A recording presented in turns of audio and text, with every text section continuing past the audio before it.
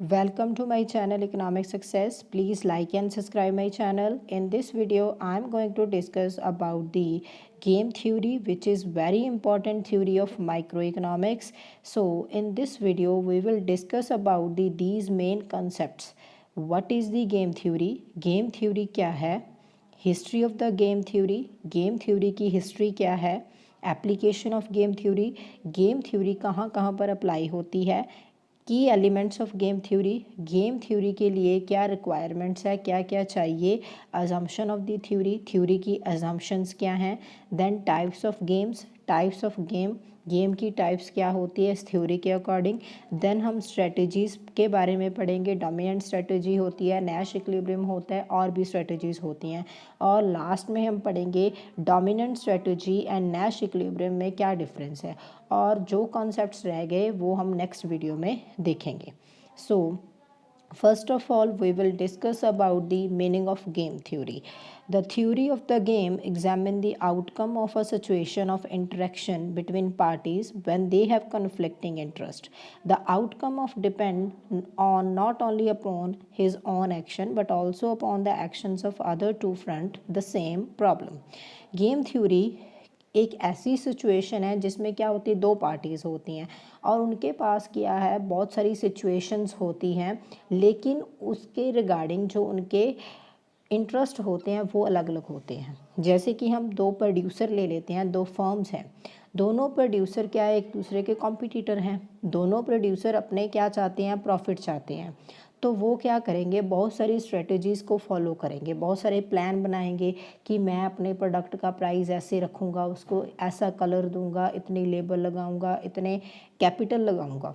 तो वो क्या है, उसकी स्ट्रेटजी है। लेकिन दूसरा जो प्रोड्यूसर है वो भी ये सोचेगा कि जो मेरा कॉम्पिटिटर है वो क्या कर रहा है, वो अपने कॉम्पिटिटर के अकॉर्डिंग काम करेगा। तो गेम थ्योरी एक क्या है, प्रोबेबिलिटी है। एक्चुअल में कुछ नहीं होता, वो जो भी होता है वो प्रोड्यूसर के माइंड में, हमारे माइंड में होता है। हम सोचते हैं दूसरा पर्सन ये करेगा, मैं ये कर लेता हूँ और मेरा प्रॉफिट हो जाएगा। ओके, प्रैक्टिकल कुछ नहीं हो रहा, लेकिन वो हमारे मेंटली लेवल जो है, हमारे माइंड में वो चलता है। Then in simple form, game theories are strategic games. Agents choose strategies that will maximize their return given the strategies and the other agent chosen. Simple form में क्या है कि गेम थ्योरी क्या है, एक स्ट्रेटेजिक गेम है। Strategies के ऊपर डिपेंड होती है, प्लान्स के ऊपर डिपेंड होती है कि हम क्या प्लान करते हैं कि हम प्रॉफिट ले लें, हम उस गेम में जीत जाएं। ज़रूरी नहीं कि प्रोड्यूसर ही, हम अपनी कॉमन लाइफ में भी ऐसे ही करते हैं। जैसे कि स्कूल में जो बहुत इंटेलिजेंट स्टूडेंट्स होते हैं वो भी क्या करते हैं, ये सोचते हैं कि दूसरा जो स्टूडेंट है वो क्या स्ट्रेटजीज़ को फॉलो करता है। जो क्लास में फ़र्स्ट आता है तो जो सेकंड आता है वो हमेशा उसकी स्ट्रेटजीज़ को जानने की कोशिश करेगा। ठीक है, तो इसमें क्या होता है कि एक पर्सन दूसरे पर्सन की स्ट्रेटजीज़ को भी माइंड में रखता है कि दूसरा पर्सन क्या करता है। तो क्या है, जो गेम है, गेम थ्योरी है, वो क्या एक स्ट्रेटेजिक गेम है। Agent choose strategies that will maximize their return. तो जो एजेंट्स क्या हैं, एजेंट्स हैं पर्सन। ठीक है, पर्सन है, एजेंट मीन्स दो प्लेयर्स हैं, वो क्या करेंगे, उस स्ट्रेटजी को फॉलो करेंगे जिससे उसका प्रॉफिट जो है वो क्या हो जाए, मैक्सिमम हो जाए। ठीक है, then in the mathematics of human interaction क्या है कि दूसरा पॉइंट हम क्या बोल सकते हैं कि ये क्या है कि मैथमेटिक्स फॉर्म में भी दिखा जो थ्योरी है हमें ये दिखाती है कि कैसे दो पर्सन जो हैं वो कैसे डिसीजन लेते हैं मैथमेटिकल फॉर्म में। ठीक है, जो हम आगे देखेंगे। देन अब हम देखेंगे history of the game theory. Game theory कहाँ से शुरू हुई। सबसे पहले जो मेन इकोनॉमिक्स है वो है John von Neumann. Work wrote a key paper इन 1928। उसने सबसे पहले जो 1928 में एक पेपर लिखा था। ठीक है, देन 1944 में theory of games and economic behaviour by John von Neumann and Oskar Morgenstern. उसने क्या किया, देन 1944 में दो इकोनॉमिस्ट हैं, एक जॉन वैन न्यूमन जिसे हम न्यूमन के नाम से जानते हैं, दूसरा है मॉर्गनस्टेरन जिसका पूरा नाम है ऑस्कर मॉर्गनस्टेरन। उन्होंने क्या किया, 1944 में ये थ्योरी को डेवलप किया। वो कहाँ से इंस्पायर हुए थे, वो इंस्पायर हुए थे पोकर गेम से, जो एक कार्ड गेम है। उस गेम से उन्होंने इंस्पायर होकर ये थ्योरी लिखी थी। ठीक है, उस गेम में क्या करते हैं, एक बेट ही होती है, वो बेट लगाते हैं। तो उससे क्या है, और वो क्या करते हैं, उनकी स्ट्रेटजी क्या होती है कि वो अपने माइंड में ये सोच कर चलते हैं कि उनके पास जो कार्ड हैं वो दूसरे से बहुत अच्छे हैं, वो जीत सकते हैं। वो एक दूसरे को क्या करते हैं, बेट लगाने की, दूसरे को क्या थोड़ा सा धोखा देने की कोशिश करते हैं, जिसे हम ब्लफ बोलते हैं।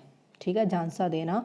तो वो क्या करते हैं कि अपने हैंड रेज करते हैं कि मैं बेट लगाता हूँ, मैं ही जीतूँगा, मेरे पास ये है। ठीक है, तो दूसरा क्या हो जाता है, वो अपनी स्ट्रेटजीज़ को शो करने लगता है। ठीक है, then poker was not only guided by probability theory but also bluffing.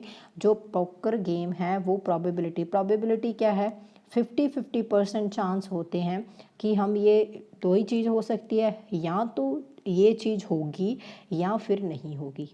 ठीक है, ब्लफिंग क्या होती है, किसी को झांसा देना, उसे ऐसे ही अपनी बातों में उलझा लेना और उसकी स्ट्रेटजीज़ को पता लगाना। ठीक है, तो पोकर गेम है वो प्रोबेबिलिटी और दूसरे साथ ब्लफिंग उसके ऊपर भी डिपेंड है। उसके बाद 1950 में क्या हुआ, नैश जो है उसने नैश इक्विलिब्रियम को डेवलप किया। इसके बाद जो थ्योरी है डेवलप होना स्टार्ट हो गई। उसके बाद हम देखेंगे, ये क्वेश्चन हमें यूजीसी में पूछा जा सकता है कि गेम थ्योरी में किन किन को नोबेल प्राइज़ मिला है। तो देखेंगे 1994 में नैश को, हसैनी को और सेल्टन, ये 3 इंसान हैं जिन्होंने नोबेल प्राइज़ इस थ्योरी में लिया था। ठीक है, ये हमारी है हिस्ट्री। देन हम देखेंगे ये गेम थ्योरी है वो कहाँ कहाँ पर अप्लाई होती है। ठीक है, पहले देखो, सबसे पहले ये मैथमेटिक्स में भी अप्लाई होती है। जैसे मैथमेटिक्स में हम क्या पढ़ते हैं, प्रोबेबिलिटी। जैसे हमारी जो डेली की लाइफ है वो क्या स्ट्रेटजीज़ पर चलती है, हमारे प्लान होते हैं, हमने ये करना है वो करना है, तो वो क्या है, एक गेम है। हमारी लाइफ भी एक क्या है, गेम है। ये कंप्यूटर साइंस में अप्लाई होती है, बायोलॉजी में, इकोनॉमिक्स में, दैन पॉलिटिकल साइंस में, इंटरनेशनल रिलेशंस में, फ़िलासफ़ी में, law, military strategy, management, sports, game planning. तो हम क्या कहते हैं, स्पोर्ट्स और गेम प्लानिंग, कोई भी काम करते हैं तो हम क्या करते हैं, प्लानिंग में प्लान करते हैं कि ये काम हमने ऐसे ऐसे करना है। जैसे कि अगर हमने प्रोड्यूसर की बात करें तो उसने अगर कोई प्रोडक्शन करनी है तो वो सोचेगा हमने रॉ मटेरियल है वो वहाँ से लेना है, इतना प्राइस रखना है, इतनी लेबर लगानी है, इतना कैपिटल रखना है। तो वो क्या होती है, हमारी क्या है, स्ट्रेटजी और या बोल सकते हैं हमारे प्लान हैं। तो हमारी लाइफ जो है वो डिपेंड करती है प्लान्स ऊपर, और ये होल कॉन्सेप्ट जो हैं इन पर गेम थ्योरी अप्लाई होती है।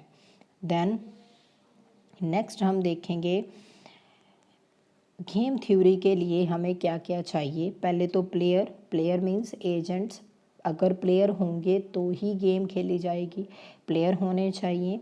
देन स्ट्रेटजी, उनके प्लान भी होने चाहिए, वो क्या प्लान बनाते हैं, उनकी स्ट्रेटजीज़ क्या हैं, उनके ऑप्शंस क्या हैं। ठीक है, देन पे ऑफ मीन्स प्रॉफिट होता है, अगर वो ये स्ट्रेटजीज़ को फॉलो करते हैं तो उन्हें कितना प्रॉफिट होगा। इंसेंटिव्स मीन्स प्रॉफिट, उन्हें क्या फ़ायदा मिलेगा। ठीक है, then information what do they know, वो क्या जानते हैं, उन्हें क्या क्या पता है। अगर जैसे कि हम एडवर्टाइजमेंट जो आगे पढ़ेंगे, एक एग्जांपल है गेम थ्योरी में कि 2 फर्म्स हैं, एडवर्टाइजमेंट करेंगे या नहीं करेंगे, तो वो क्या है, उन्हें ये तो पता ना एडवर्टाइजमेंट करने से क्या होगा, उनका फ़ायदा होगा, उनका प्रोडक्ट की सेल बहुत अच्छी होगी। तो इसलिए इंफॉर्मेशन भी बहुत ज़रूरी है। Then rationality, how do they think, वो क्या सोचते हैं, उनके माइंड में क्या चलता है। जैसे कि मेरे सर बोलते थे, क्या है ये थ्योरी है, ये जस्ट हमारे माइंड में चलती है, प्रैक्टिकल कुछ नहीं होता, ओनली माइंड, हमारे माइंड के अकॉर्डिंग हम ये सोचते हैं कि ऐसा होगा, ज़रूरी नहीं कि ऐसा होगा, लेकिन क्या है कि ये हमारा माइंड ऐसे वर्क करता है। ये हमारे थे की एलिमेंट्स, ठीक है। देन नेक्स्ट इस थ्योरी की कुछ अजम्पशंस हैं। अजम्पशन क्या है? फर्स्ट अजम्पशन है there are finite number of competitors होंगे फाइनाइट नंबर में। Then there is a conflict between them, उनके बीच क्या होगा? कॉन्फ्लिक्ट, विवाद मीन्स वो एक दूसरे के कॉम्पिटिटर हैं तो उनका इंटरेस्ट है वो क्या होगा? अलग अलग होगा। वो क्या करेंगे? जो उसकी सोच है, एक पर्सन की सोच है, ज़रूरी नहीं कि दूसरे पर्सन की हो। Then each player has available with him finite number of possible strategies. हर पर्सन के पास क्या होगी कि उसकी जो पॉसिबल स्ट्रेटजीज़ हैं उनके बारे उसे पता होगा। Then one player attempt to maximize gain and other attempt to minimize loss. क्या होता है कि एक पर्सन क्या करता है कि ये भी हमारे डेली लाइफ में होता है। हर पर्सन क्या चाहता है कि मैक्सिमम से मैक्सिमम प्रॉफिट चाहता है। दूसरी ओर या तो वो चाहता है कि मुझे बहुत ज़्यादा प्रॉफिट मिले, ठीक है। दो कंडीशन होती हैं, या तो प्रॉफिट होगा या होगा लॉस, ठीक है। मेन मोटिव हमारा ये होता है, हम क्या चाहते हैं कि प्रॉफिट मिले। बट दूसरा जो मोटिव है, अगर प्रॉफिट नहीं मिले तो दूसरा क्या होगा? लॉस। लेकिन लॉस क्या होना चाहिए? कैसा लॉस? मिनिमम लॉस जो है, हम दो ही कंडीशन में वो चीज़ करेंगे, या तो हमें मैक्सिमम प्रॉफिट मिले, दूसरी ओर या फिर उससे हमें मिनिमम लॉस हो, तो ही हम वो चीज़ करते हैं। Players know all possible available choices but does not know which one is going to be chosen. दूसरी ओर वो assumption क्या है? उनके पास सभी choices हैं, वो कुछ भी कर सकते हैं, लेकिन उसे ये नहीं पता कि उसे क्या चूज़ करना चाहिए, क्या चूज़ करना है, उसे इसके बारे में कुछ पता नहीं है। Player simultaneously select their respective course of action. जो प्लेयर्स होते हैं वो साइमल्टेनियसली इक्वली क्या करते हैं? एक साथ अपने एक्शंस को प्ले करते हैं। Then the pay off is fixed and determined ad advance. Pay off क्या? प्रॉफिट पहले से फिक्स होगा, ये उन्हें पता होगा कि अगर मैं ये काम करता हूँ तो मुझे ये प्रॉफिट मिलेगा, और वो एडवांस में ही पहले से ही तय किया जाता है। Players have to make individual decision without direct communication. जो प्लेयर्स होते हैं वो अपना डिसीज़न क्या करते हैं? खुद लेते हैं। ऐसे नहीं कि एक पर्सन है और दूसरा पर्सन है, दोनों ने अगर कोई गेम खेलनी है, इसकी स्ट्रेटजी अलग है, इसकी स्ट्रेटजी अलग है। ये तो नहीं कि दोनों एक दूसरे के इंट्रैक्शन में आकर एक दूसरे को पहले स्ट्रेटजी बता देंगे, तो वो कैसे जीतेंगे? एक का लॉस भी हो सकता है। तो क्या करते हैं कि वो इंडिविजुअली डिसीज़न लेते हैं विदाउट डायरेक्ट कम्युनिकेशन के। वो एक दूसरे की जो डायरेक्ट कम्युनिकेशन में नहीं आते, इंडिविजुअल अपना काम करते हैं, ठीक है। ये इसकी क्या है? अजम्पशंस हैं। देन नेक्स्ट हमारी है टाइप्स ऑफ गेम्स की टाइप होती है cooperative and non cooperative games, zero sum and non zero sum game, simultaneously and sequential, perfect information and imperfect information, finite and infinite strategy. इन सभी types के बारे में हम नेक्स्ट वीडियो में पढ़ेंगे। Next is types of strategy कैसी कैसी होती है, हमारे प्लान्स कैसे होते हैं। प्योर स्ट्रेटजीज़ होती हैं, डोमिनेंट स्ट्रेटजीज़ होती हैं, मिक्स्ड होती हैं एंड नैश इक्विलिब्रियम होती है। ये मेन 4 टाइप्स हैं स्ट्रेटजीज़ की जो इस थ्योरी में फॉलो की जाती हैं। सो फर्स्ट ऑफ ऑल हम पढ़ेंगे कि प्योर स्ट्रेटजी क्या होती है। In a pure strategy player adopt a strategy that provides the best pay off. Pure strategy में प्लेयर उस स्ट्रेटजी को लेता है जिससे उसे best pay of means maximum profit मिले, ठीक है। In other words a pure strategy is one that provides maximum profit और the best outcome to the players. तो प्योर स्ट्रेटजी क्या है? जिससे उसे मैक्सिमम प्रॉफिट मिलेगा, और वो क्या उस स्ट्रेटजी को ही फॉलो करेगा जो उसके लिए बेस्ट होगी। जैसे कि बच्चे गेम खेलते हैं रॉक सीजर पेपर गेम, ठीक है। तो ज़रूरी नहीं है कि एक बच्चा बार बार इन्हें अलग अलग चूज़ करेगा। कई बार होते हैं बच्चे क्या करते हैं कि एक ही जो ये उसके पास जो है रॉक सीजर और पेपर, इनमें से एक एलिमेंट को ही बार बार चूज़ करते हैं। कई बार क्या करते हैं वो बार बार सीजर को ही यूज़ करते हैं। सीजर मैन वो सोचते हैं कि हमें सीजर, हम बार बार सीजर तो सभी चीज़ों को कट कर देती है, मुझे तो यही स्ट्रेटजी अच्छी है। ठीक है, तो वो क्या होती है प्योर स्ट्रेटजी। और इसमें दूसरी बात है, जो उसने स्ट्रेटजी फॉलो की उसे बार बार चेंज नहीं करती। ठीक है, then next is mixed. Then mixed strategy में क्या आता है, जिसमें वो डिफरेंट स्ट्रेटजीज को फॉलो करते हैं। जैसे कि प्योर स्ट्रेटजी में क्या किया, वो बार बार एक ही स्ट्रेटजी को फॉलो करेंगे। अगर उसने एक चीज़ सोच ली कि मैंने यही चीज़ को यूज़ करना है तो बार बार वही करेगा। लेकिन मिक्स्ड स्ट्रेटजी में क्या होता है, डिफरेंट स्ट्रेटजीज़ को, अलग अलग स्ट्रेटजीज़ को फॉलो किया जाता है। ऐसा क्यों? इसके लिए एक एग्जाम्पल है, in a cricket a bowler cannot throw the same type of a ball every time because it makes the batsman aware about the type of ball. In such a case the batsman make more runs. तो जैसे कि cricket में अगर bowler same way में ही बार बार bowling करेगा तो जो batsman है उसे पता चल जाएगा कि वो किस तरीके से बार बार बॉल को थ्रो करता है। ठीक है, तो इससे क्या होगा, वो उसकी स्ट्रेटजी को पकड़ लेगा बैट्समैन बाउलर की, तो क्या होगा, वो ज़्यादा स्कोर कर सकता है।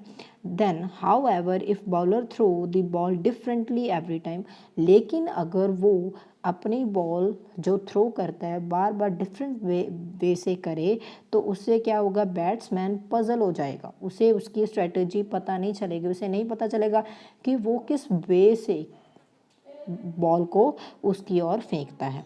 He would be getting the next time. So उसे नहीं पता कि वो जो इंसान जो बाउलर है वो नेक्स्ट टाइम किस तरीके से बॉल को उसकी तरफ फेंकेगा। ठीक है, then next is dominant strategy. A dominant strategy is strategy that is better than all alternative strategy that a player can pick regardless of which moves rather opponents.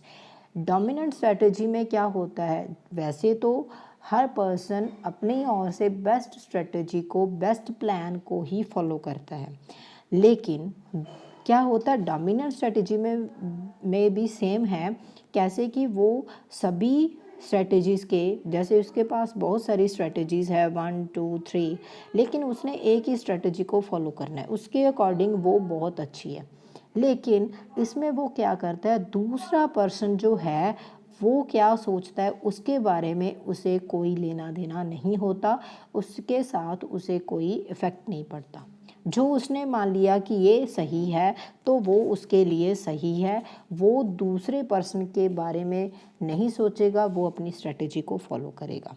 वो कैसे, ये देखिए हमारे पास क्या है, एक फर्म ए है, एक फर्म बी है। दोनों ने क्या करना है, ये फर्म ए एडवर्टाइजमेंट करेगा, दूसरा एडवर्टाइजमेंट नहीं करेगा।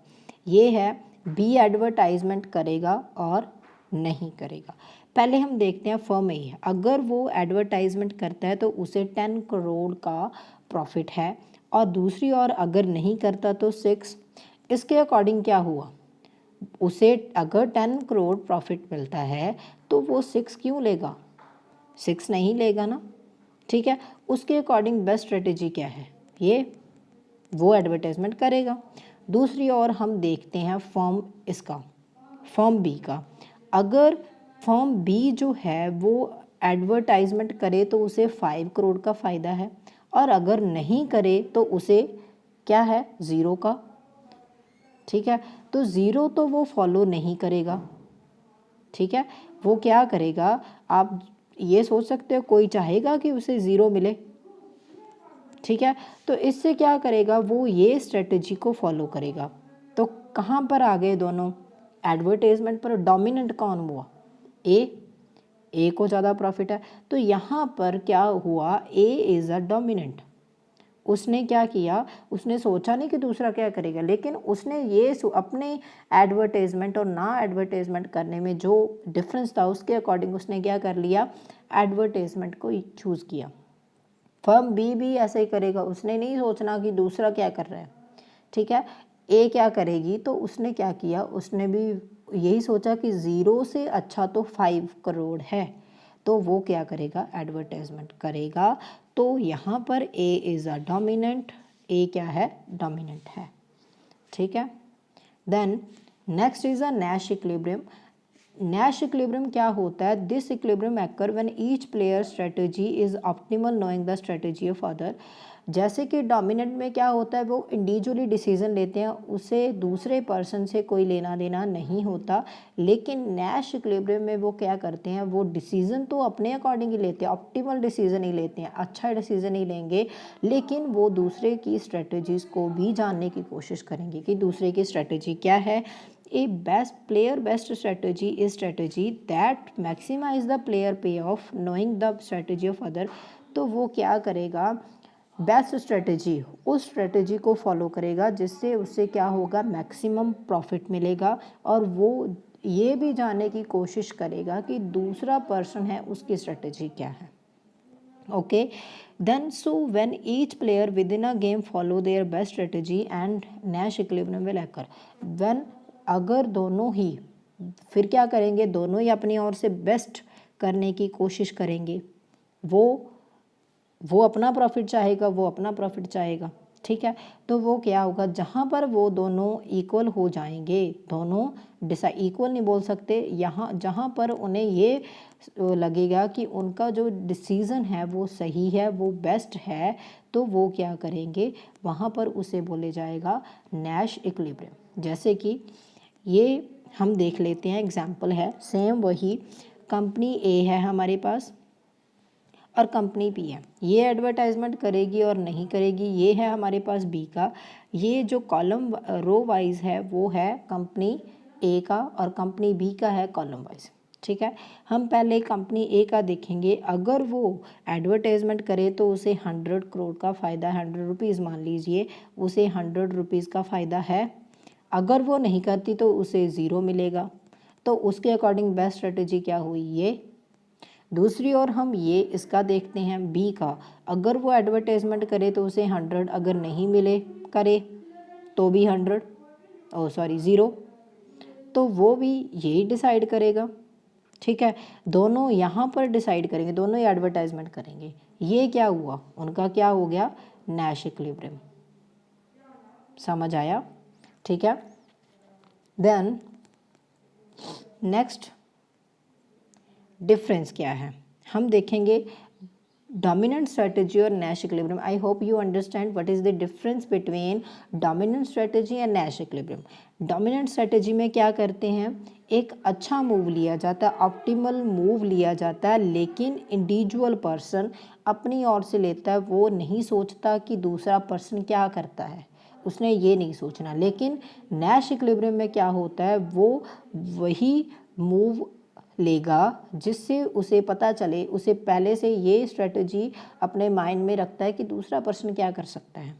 अगर मैं एडवर्टाइजमेंट करूं और दूसरा भी करे तो उसे भी 100 मिलता है और मुझे भी 100, तो ठीक है, कोई बात नहीं, ठीक है। इसमें जानते हैं, जैसे कि पीछे देखिए, यहाँ पर इक्वल हो गए। दूसरी ओर अगर हम देखें, ये एडवर्टाइजमेंट करे, ए जो है वो एडवर्टाइजमेंट कर ले, लेकिन अगर बी ना करे 0, तो वो ऐसा होने देगा, क्योंकि उन्हें पता है एक दूसरे की स्ट्रेटेजी, वो उसे 200 क्यों मिलने देगा, नहीं, ठीक है।